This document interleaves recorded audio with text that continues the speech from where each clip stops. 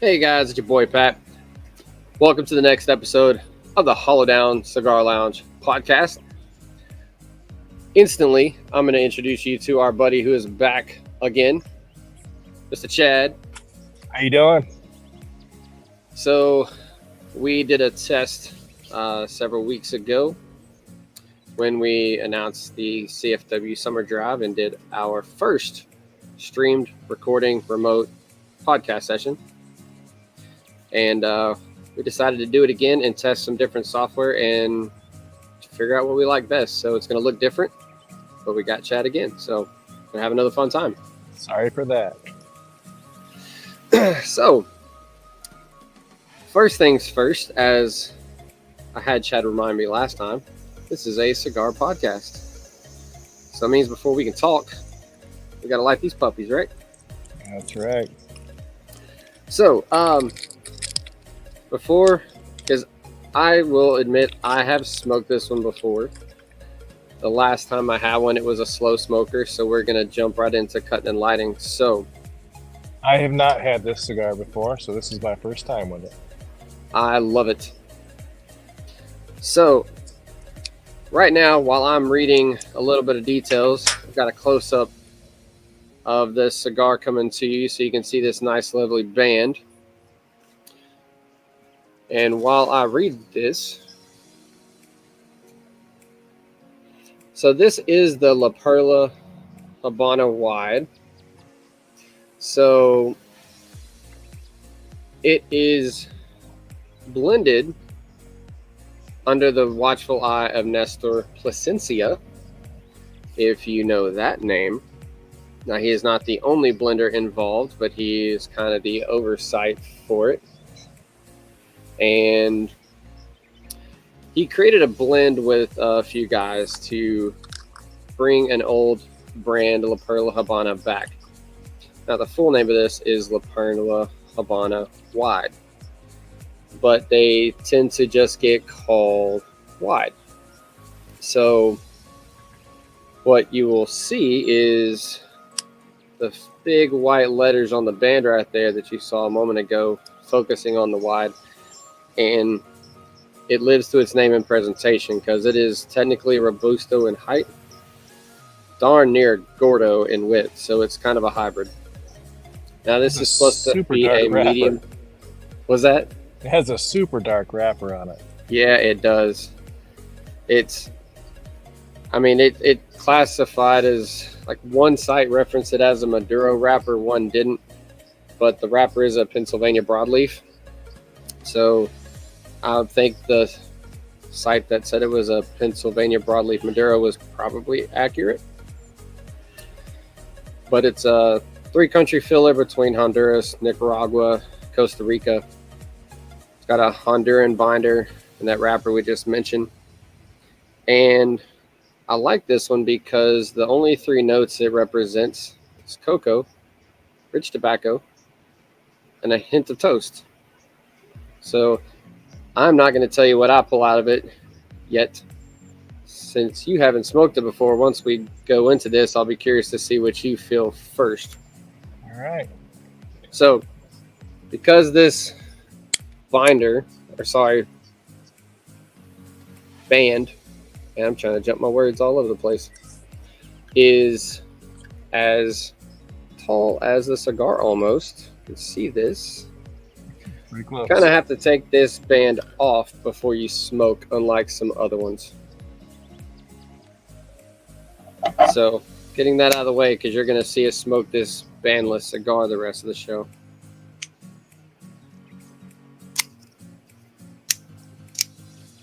As I've said before, this is my favorite part of the show and Chad's favorite part of any day. That's right. My favorite part. Do pay attention sometimes.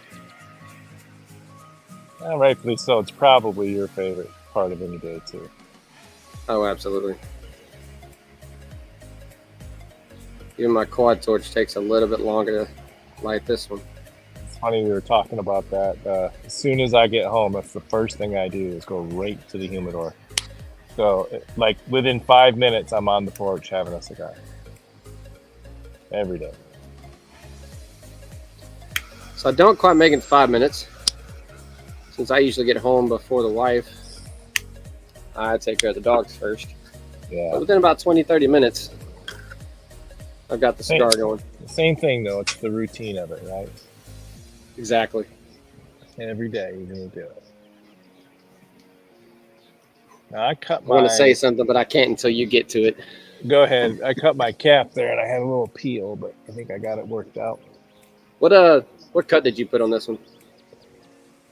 It's a straight cut. It's using a straight butterfly cutter. Okay. Now, should I be surprised at all that says Arturo Fuente on it? Not at all. I know this isn't a Fuentes episode, but it's the Fuente man. I do like Fuente. We've talked about why in the past. It's just their consistency and quality is just really hard to beat. It's really hard to beat. And, you know, I'm a big fan of Plasencia. And although this technically also isn't a Plasencia show, I am as well. This was blended by, or with the oversight of, Nestor Plasencia. Which I did not know the first time I smoked these. The first time I learned about these, I actually got them off of Cigar Bit on a whim. Because as you know, I like bigger cigars. And I was like, oh, it's short and wide. It's a little bit bigger. Let's go. And remember thinking, man, this sucker's good. Went to dig into it. Found that little detail. The first hit I took, I got some, it's pretty heavy peppery, but it's a good amount of spice. It wasn't overpowering. I was able to retrohale it right off the first hit, so it's pretty good. So far, so good. Well, I haven't retroed it yet. I'm going to let it get past the end and then I'll do it. My nostrils are not real forgiving on the first spice hit.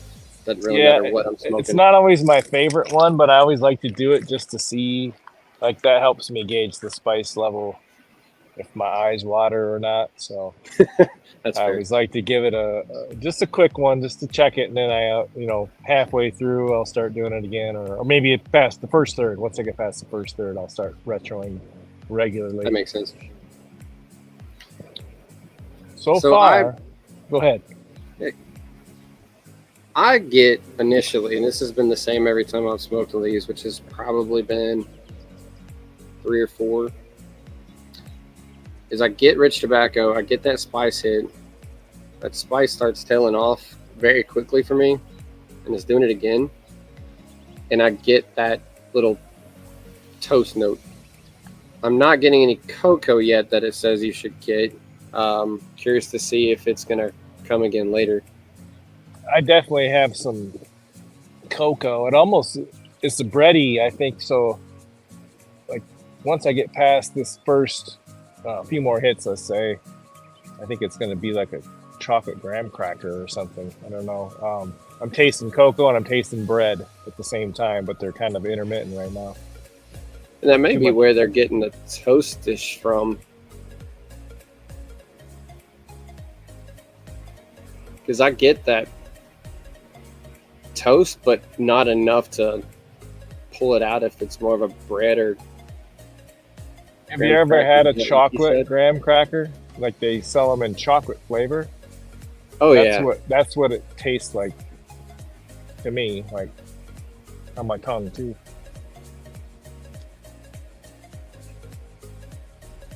You know,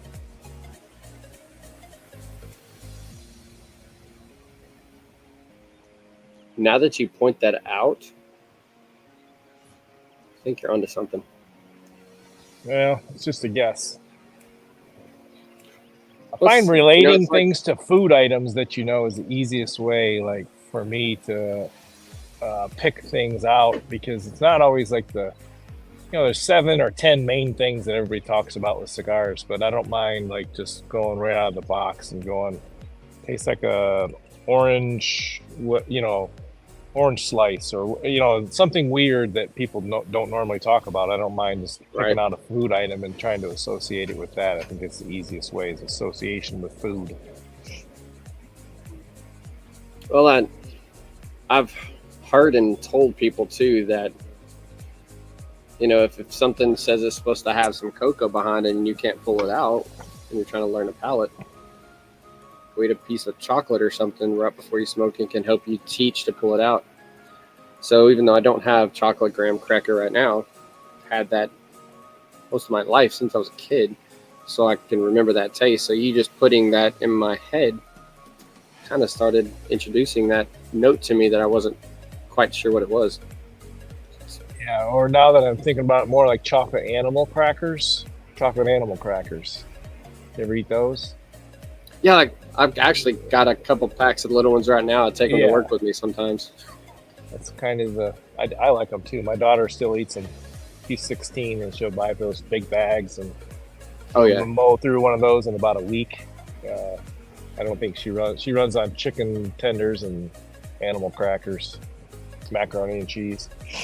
I'm closer to 40 than 30, and I still do that. That's still your diet, right? Macaroni and cheese, chicken tenders. I can't even lie.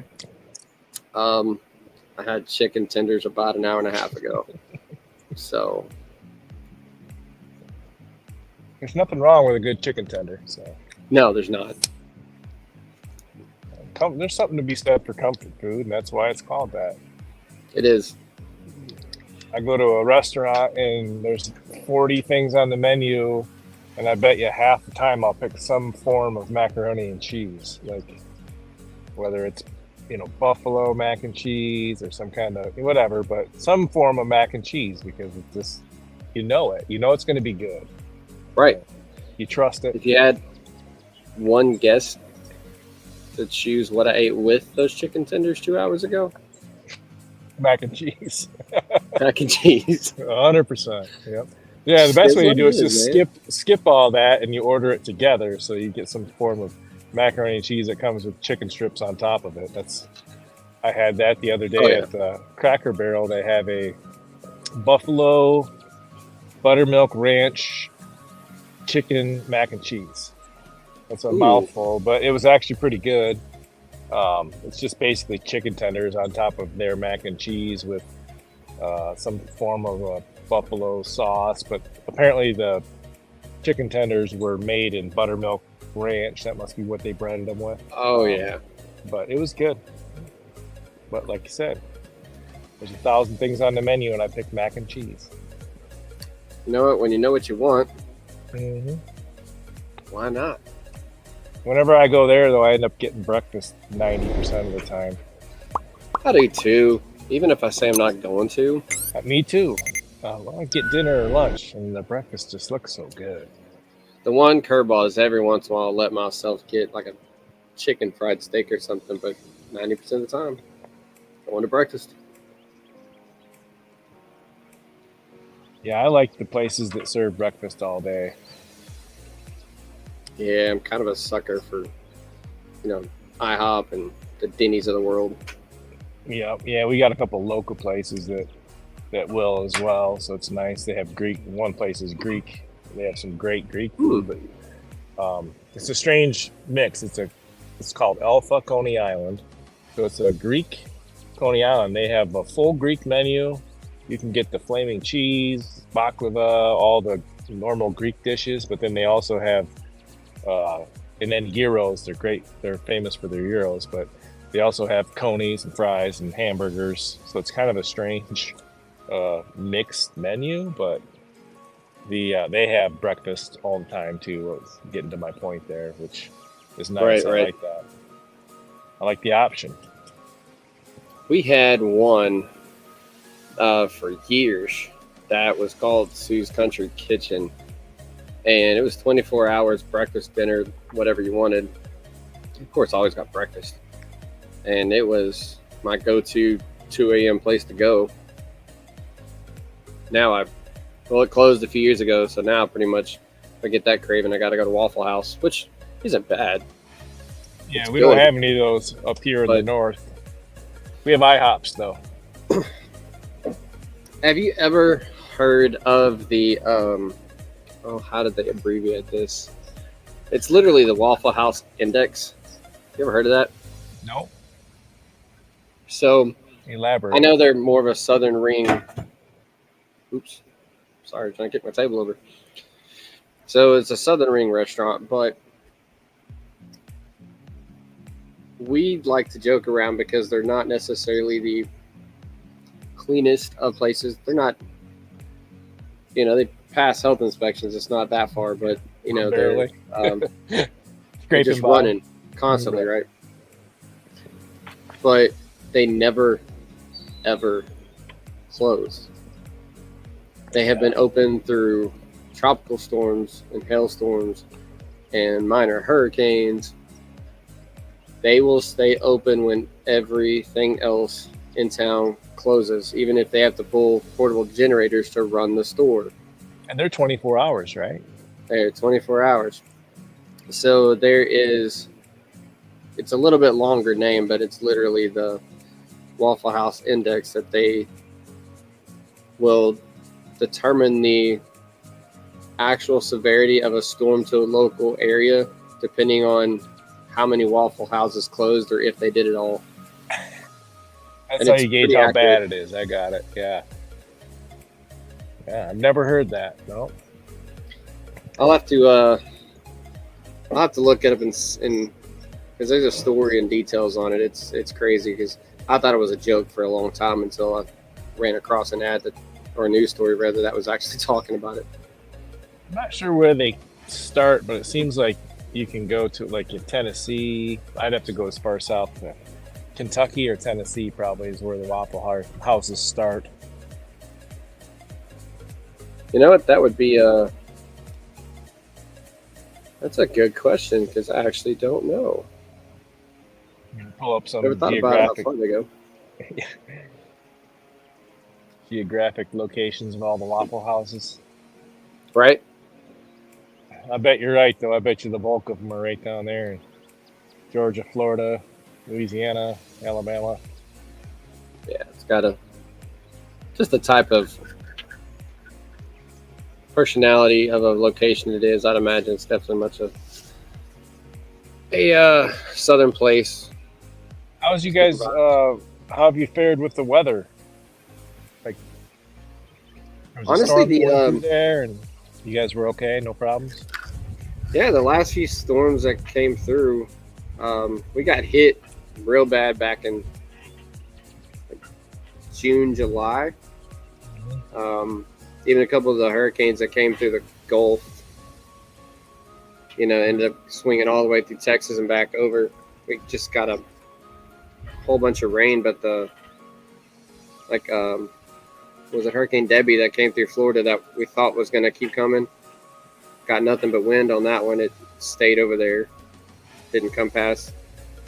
Or sorry, there's one that came through Florida, one that came through Carolinas. I get the names mixed up, but neither one of them actually continued inland far enough. And Louisiana's obviously the ones that come to the Gulf. It puts us right in the middle, but the ones that come from the East Coast, we tend to still get the end of the front or the rain off of the swirls, and kind of gotten lucky the last couple. Haven't really got the danger storms that we have potential to get. It's been lucky. Yeah, sure you're not complaining, right? You guys get enough of that down there. For sure. Did that one that came to the Carolinas, did it come in far enough to affect y'all up there at all? No, I mean, we might have gotten some byproduct rain or things like that, but we've had a really rainy summer, actually. Like, it's been unusually rainy. It'll rain for 2 days straight, which it never does here, especially June, July. You're lucky to get 20 minutes worth of rain or an hour's worth of rain every couple weeks. We were getting just hammered. It's been unusually wet this summer, and I'm sure that the farmers are happy about that, because up here right. There's tons of farms, right? They're everywhere. Agriculture is huge in the tri-state area here, so we need a lot of water, that's a good thing for them, because their crops didn't starve because of the lack of rain, which sometimes happens. It was small of me to think as a kid, but I grew up in Texas, so they always talked about the plains and the rice lands and everything. So I always attributed the South to a heavy agricultural area, and the North more industrial. And I never realized how blended it actually is up there until I made some trips well after high school when I was in the Marine Corps and went up there and saw the farmland and everything. It's kind of shocked because it's not what I guess I always pictured in my head growing up. Yeah, but we can only grow certain things, and I think that's where you go down south, and some of the agriculture down there is stuff we can't even. I mean, we can't do any citrus fruits or all that stuff, right? So we're better with the stuff that's more seasonal, where you can go 4 to 6 months and grow a full crop because that's all the time we have. You have to get it in the ground and be harvesting it by fall, right? So right. And Texas alone has like 5 distinct geographical regions. So, and each one grows completely different stuff. So it's like a whole country. One state's like a whole country. You know, it was at one point. Yeah, well, it's big enough to be. Thank goodness. Yeah. I've made that drive across from the east to West Point many times, and it is a god-awful long drive. Yeah, I'm starting to get a little steady chocolate. I think it's less bready now for me. Mine's still blended. I'm getting more cocoa, but the bready is still there. That hadn't faded just yet. Yeah, I guess it is still that chocolate animal cracker taste. So since Derek isn't here and hasn't been able to be on with us, this would be a yep for him. Yep. Always give him hell because he knows palettes, but he's not real good at explaining them to him or explaining us about them. And every once in a while, he would pull out all these adjectives and notes, and I'll give him hell for it. But most of the time, he'd either just be nope or yep. That's where the lip smacking came from, right? Yep. Yep. Yeah. So yesterday I took my son on a college tour. He's getting ready to go into his senior year. So that's it's a little, I don't know. You think about it, you're like, yeah, my kid's leaving, so there's some mixed feelings, mixed emotions, right? Right. Kids growing up, and then you start thinking about paying for college. And I think he'll stay close to home here. That's kind of just how he's wired. What's he going to college for? He doesn't know yet. He thinks that he'd like to do some sort of an elementary education. So that's a possibility. Okay. The other thing that I keep talking to him about is like computer science.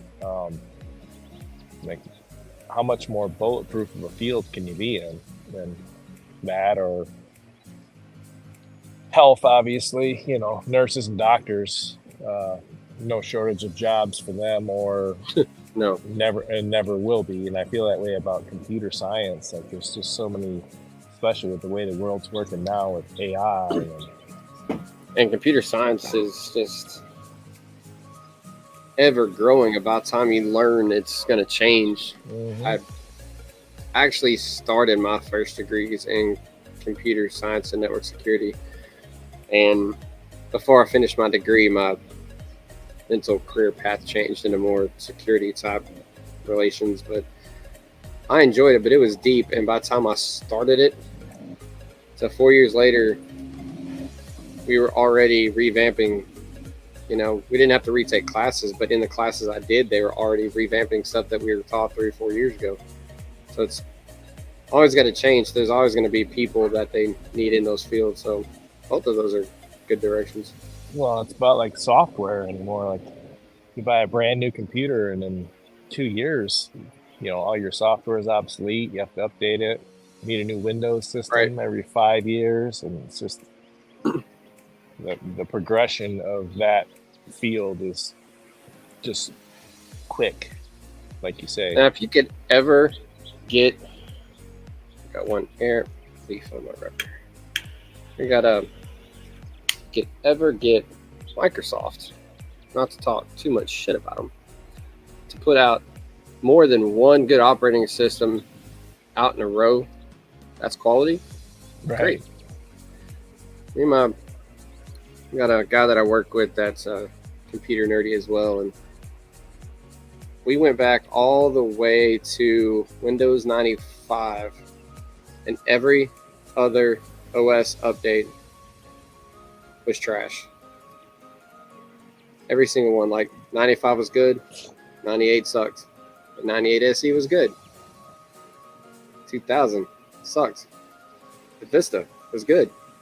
7 sucked. XP was good. Yeah.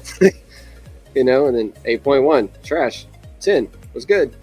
It's crazy. It's like, what are they on now? Technically on 11, and I'm on the fence. I think we're still running 10 at the shop because we haven't updated. I haven't updated any of my devices to 11 yet. I'm afraid the next laptop I get is probably going to make me, but this one should rock for a while. Without getting too nerdy on a cigar show, because I'm not a super genius, but I have built computers and stuff in my spare time for some people, and there's some hardware security functions on the requirements for the 11 OS that is going to piss me off. So I'm going to try to stay away from that upgrade as long as I can. When you say security, what do you mean by that? Like, to simplify it. Yeah, you have to dumb it down for me because I'm not a computer guy. You build a computer, you put the operating system on the computer, and that operating system just goes on the hard drive like the rest of your data. Right.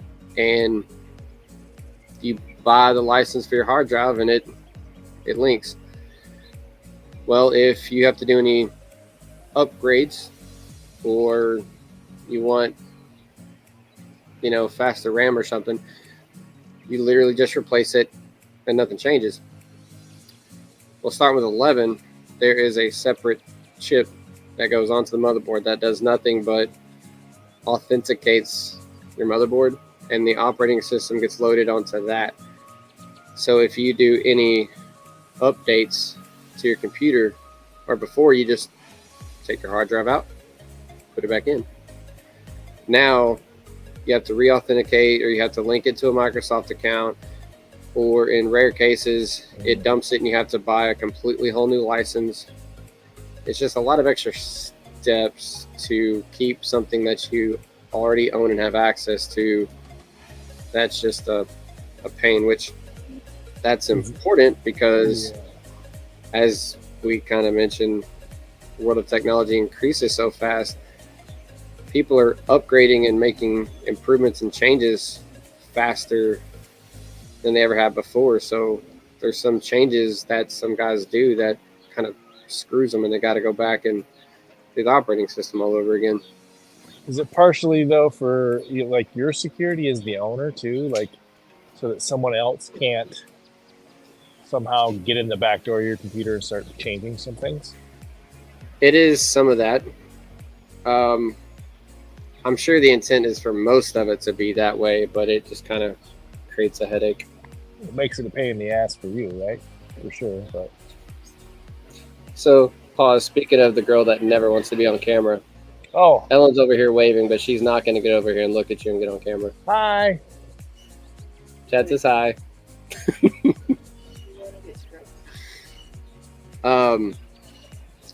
But it is intended, I'm sure, mostly for the end user security. And I'm sure as that becomes the new norm, computer builders and a hobbyist like myself will eventually just get used to it and it won't be a pain anymore. Right. But just like anything else, you do a major change, it just gets frustrating. I will say that this cigar is much smoother than I thought it was going to be. It's super. I don't want to say mild, but the smoke itself is not harsh in any way, which I'm impressed with. If I remember my first time smoking it, I vaguely remember having the same kind of feel that I expected. It's gonna be bolder and darker. I mean, just looking at the, you know, just looking at the wrapper, you expect it to be. It's not at all in any way offensive, though. It's really nice. Get this up in a much bigger view. You can see the texture on that.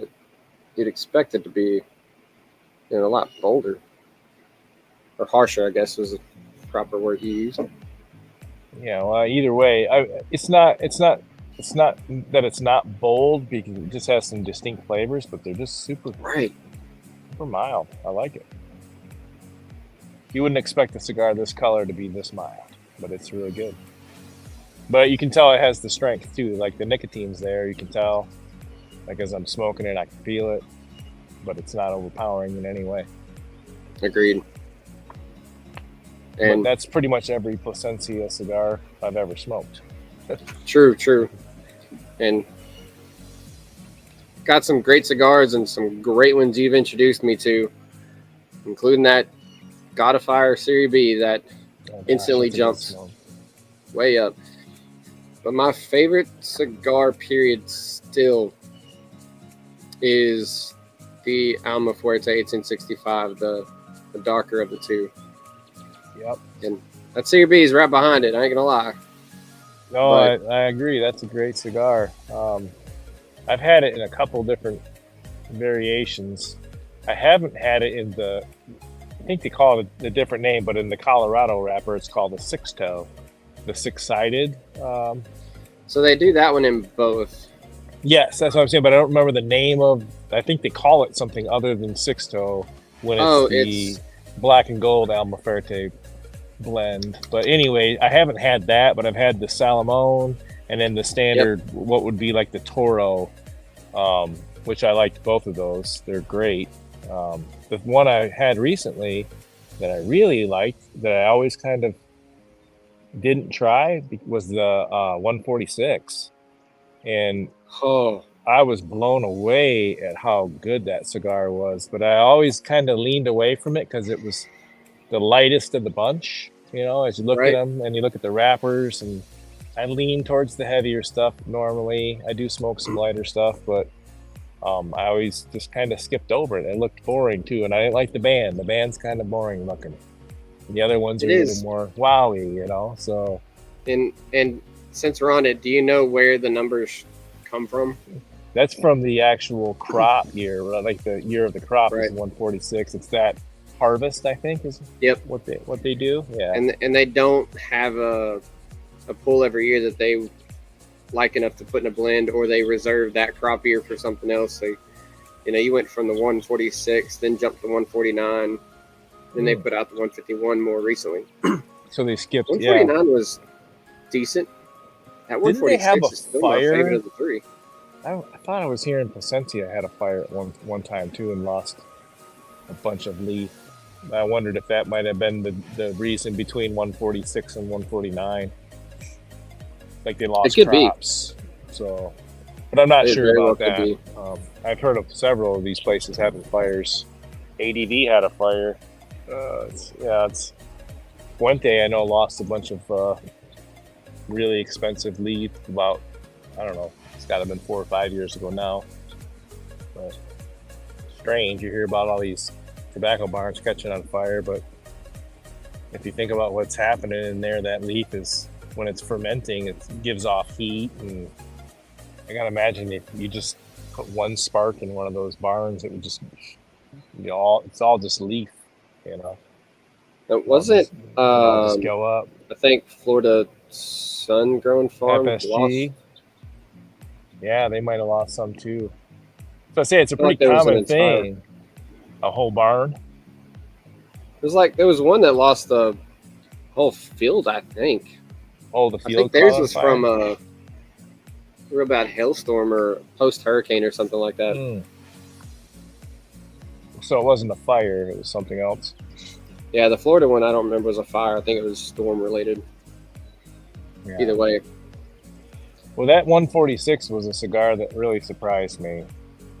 And I remember it having a lot of bread notes to it too. Is that like cinnamon bread? Like, Yeah, it's been a while since I smoked it, but man, it was really good. And it had a lot of transition to it too, which I liked. I'm afraid that one, well, at some point, that one's going to run out because once those are gone from that harvest, they're done. Yeah. And so far, every time I've gotten a blind buy pack from BL Luxuries on their Plasencia, there's been a 146 in there. So they're keeping my joys alive a little while. Yeah, I think the one that I smoked, I got from you. Almost positive that it came from you. So like I've only had the Colorado.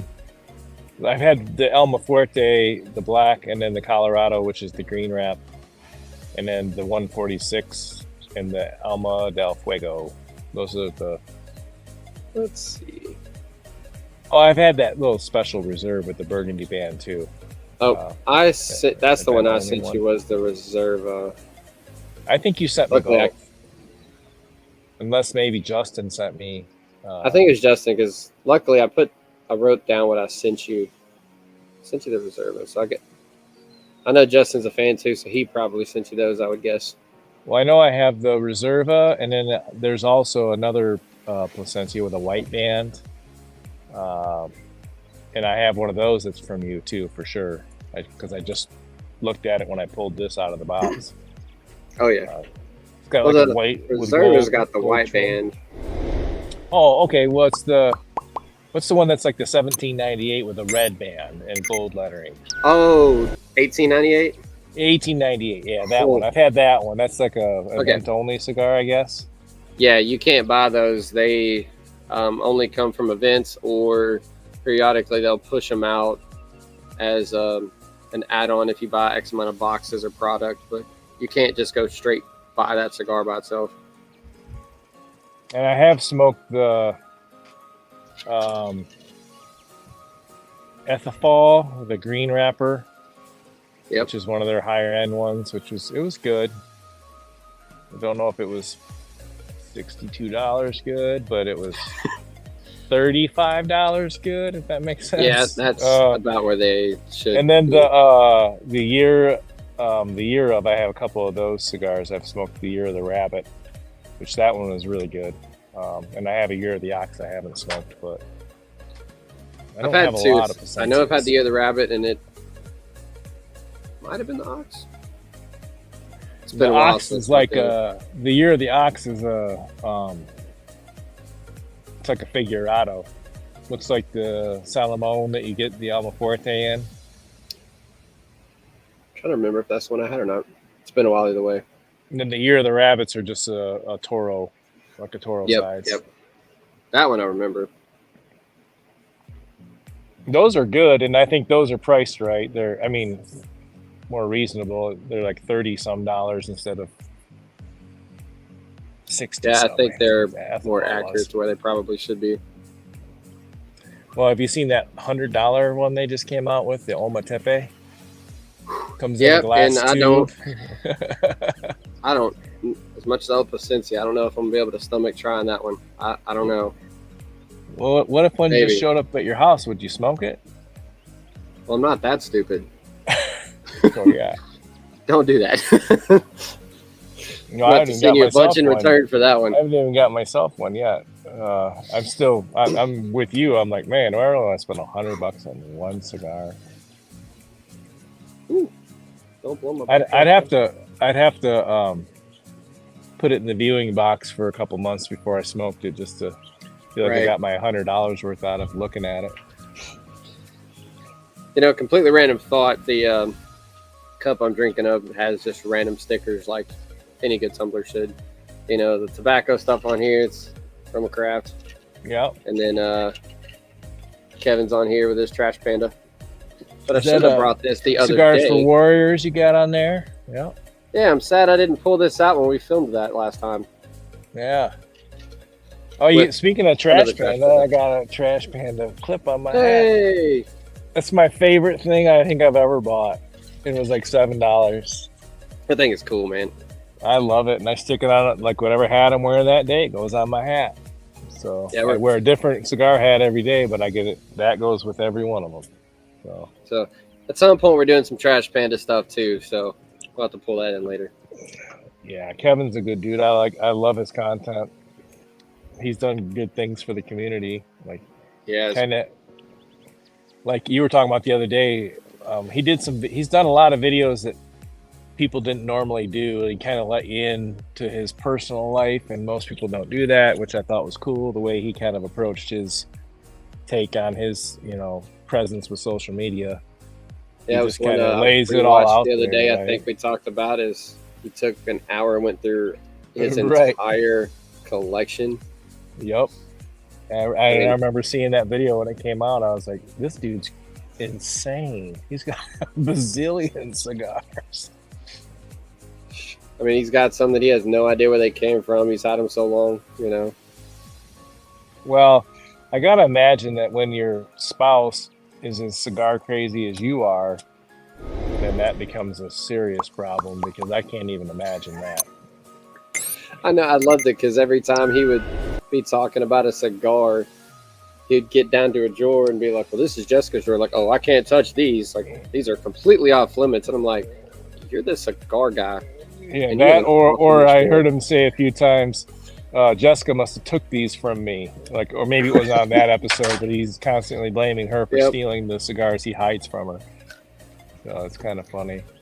It does make it fun when somebody else enjoys what you're doing. Well, I just like the real life look, and then like when he was building his humidor, that was cool because he did a bunch of videos on that. Like they put a walk-in humidor in their house, and he went like from the day he started tearing it apart, like he videoed it all, which is cool, kind of all the good and the bad stuff. That's a forethought for content too. Mm-hmm. It's not something you finish it and be like, oh, let me show everybody. Or you think ahead to. Well, he was already so established then that there's no way he was going to waste an opportunity like that to make 20 different videos, because like he went through all of it, like how you pick the wood and just all the planning stages of it and everything. And it turned out pretty awesome. It's cool, man. And if y'all watching this don't know what we're picking up, because I was late to his game too, free shout out to Kevin Shahan. He owns Trash Panda Cigars. But look up Cigar Prop on YouTube. Man has some badass content, and there's a lot of it. You will not be bored. So go check his stuff out too. He's fun. You've seen all the stuff that he's making with those 3D printers, though. Like, dude, man. He's just gone crazy with that. Like, he's just trying to figure out anything he can make that's some kind of a novelty or cigar item, which is genius. Like, I thought it was cool. The first 3D stuff I saw was his dumpster, which I have one of the original ones. I have one of them too. I don't know if I have the original, but there's somebody in our group, I forget if it was Ryan or Martin or somebody, got one, and we were all like, oh crap, and we bought some. Yeah, I bought one right about the same time. Yep. There's like 3 or 4 of us, I think, got them delivered within a couple of days because we apparently all had the same thought. One person shared it, and we all went and bought one. It's neat, but he's making all kinds of stuff. No, I saw that he put a post on the other day about, would anybody be interested, I don't know if you saw this, in a lighter that attaches right to the top of a butane canister so you never have to take it off? I did not see that one. Yeah, like that. See, that's the kind of stuff the guy comes up with. He's clever. I mean, shoot, those trays he's been pushing out now, that was a self-need that he just decided to push out, and apparently, people what are those? I don't know if I've seen those. It's he's got a couple different sizes. So if you're a guy that either, instead of using drawers, if you like to get cedar trays and stack them, or if you're doing cooladors, and you stack them, they have airflow issues because they're not designed to roll that way, because they're designed for drawers or flat trays. So he literally 3D printed these spacers in different sizes. So if you have 2 trays, you've got this like 3D printed riser that's just got big air holes in it that you put between your trays, so it just creates an air channel. Yeah, and it's helped this humidity flow a lot. Yeah, that's that would help like the cooler guys a lot. What's that with the coolers? So that Yeah, that would help the cooler guys a lot. Yeah, I keep some they're stuff real in a prone cooler. to I keep mine in the holding my back basement truck. though, and it's super cold. Like my basement stays at 65, 66. So my humidity down there, like I put like 165, like a 60 gram, 65 RH bag in a big full size cooler. And it doesn't need Right. any humidity other than that because it holds it seals so well that I could probably run it with no bags at all, and it stays about 68 all the time.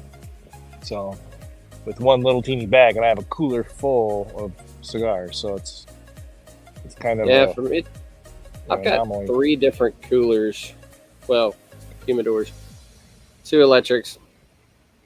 One's a 48 liter, one's a 70, and then I've got the big Herfador that came out last year. My Herfador, which is glorified coolador, It's and my awesome. smaller electric humidor stay like 68 degrees, 68 humidity like clockwork. My bigger one, I guess, just a little bit extra airspace. Keeps the humidity, but only if I push the temperature up to like 72. If I drop it to like 67, humidity drops. It's just got this weird little sweet spot, a little bit different. Yeah, and I think that too, but it's strange because with humidity, the cold, like in the wintertime, you have to run more humidity in your house. In the summertime, you're fighting the humidity off, and that's kind of how I feel with cigars. That same thing. Like in the summer, my humidity stays up a lot easier. In the winter, I have a harder time keeping the humidity. But the strange thing is that cold air sucks the moisture out. Right. So like, you'd think if you drop the temp, that your humidity would drop, or it does drop, right? It depends on if it's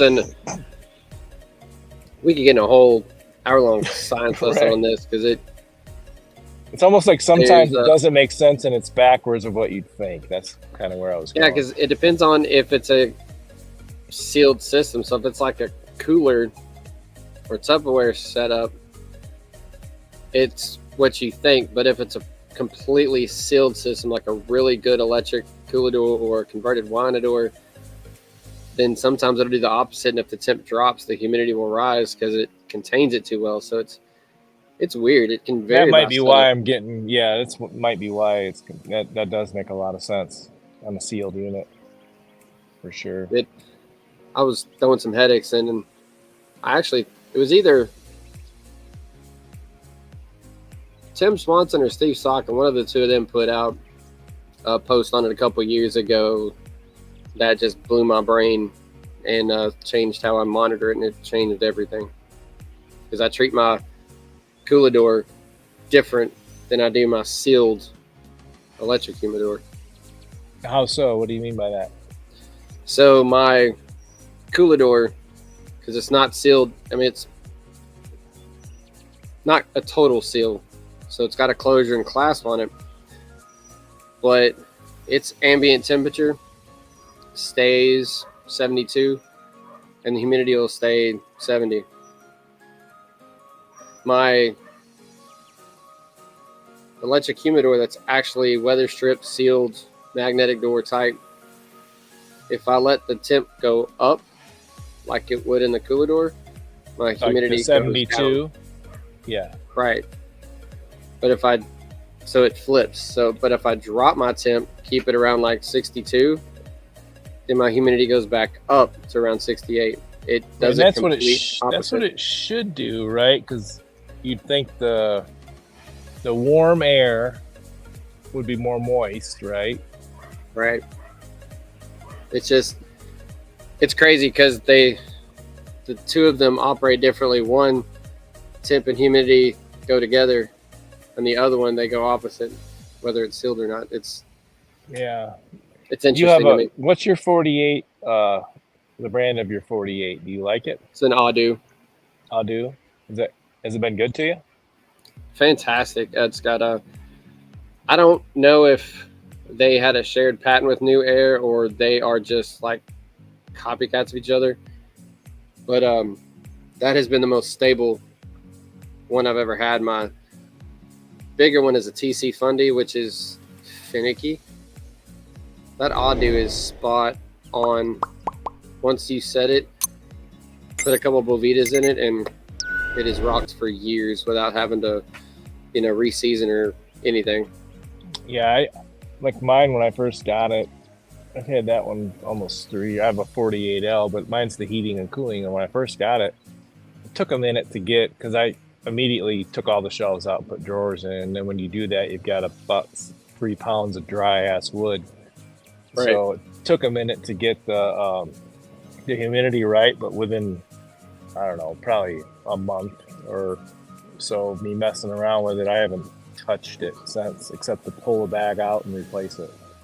And it stays right at 68 and 66. So there's one thing that we don't have to worry about down here is the heating functions.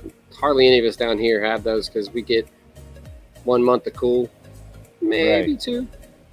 Yeah. But it's not cold like y'all are getting. Our cold is like 60s. We'll get one good winter storm every few years. Yeah, I don't know that it's affected as much. I mean, because when you're inside of the house, and it probably does, in the wintertime get below, 65, 66 in the house. Turn the heater on, but I'm sure it's cycling, right? But I think Right. more so what it does is like even in the, it helps to just keep it at that perfect number because it just bounces it heats it or cools it to make it stay right at 68. Whereas if it was only cooling, it might fluctuate a couple degrees, but it stays right there now. But I've been happy with mine. Mine's the heck is it? Need one. Yeah. I think they're all relatively similar. Probably, unless you're going with the second time I've caught my backdrop, like a Racine or something like that. And they're all. I think there's several brands. I think King Chill's the other one that lots of people have been getting lately. Yeah, I never heard of that one until Tim did a review on it, and that's where I heard about it too. Yep. But he's pretty good about his too. Yeah, he's a good I follow his stuff because of I don't think he's going to give you a bad review on something, right? Because he knows that he has so many followers that I kind of trust what he says. Yeah, he's I think he's a pretty good dude. Did you see he had his fight the other day and he knocked the guy out? Wow. Did you see the results from it? Yeah, I did. Yeah, apparently I think they called it a technical TKO or something, but the guy couldn't continue, I guess. He hurt himself. Yeah, TKO. I guess pretty awesome. They thought he pulled his hamstring or something. So the guy couldn't continue. Right. Hey, it counts. Yeah, but you don't want to win like that though, right? No. But you know what? In the world of fighting, the idea is last man standing. How you fall doesn't technically matter. It's cooler if you just straight up knock somebody out. But at the end of the day, if you win the fight, you feel like you earned it a little more though. If you actually, if he punched his way to a win instead of the guy stepping backwards the wrong way and hurting himself or whatever. Means you have to fight some more and keep proving it, right? Yeah. Yeah, I was thinking the other day too about being that you're newly married. What are the things that you notice that you have to change in your life? I guess you guys lived together for quite a while before you got married, right? We actually lived together before we got married officially for like 4 months, but we pretty much, for all intents and purposes, moved in together. Probably about, we kind of went back and forth, but where it became really steady was probably about 6 to 8 months before, in that range. She doesn't smoke cigars, right? She's rarely. She likes the smell of most of them, but her sinuses don't handle it very well. So yeah, I wish she'll take a puff or two and then hand it back off to me.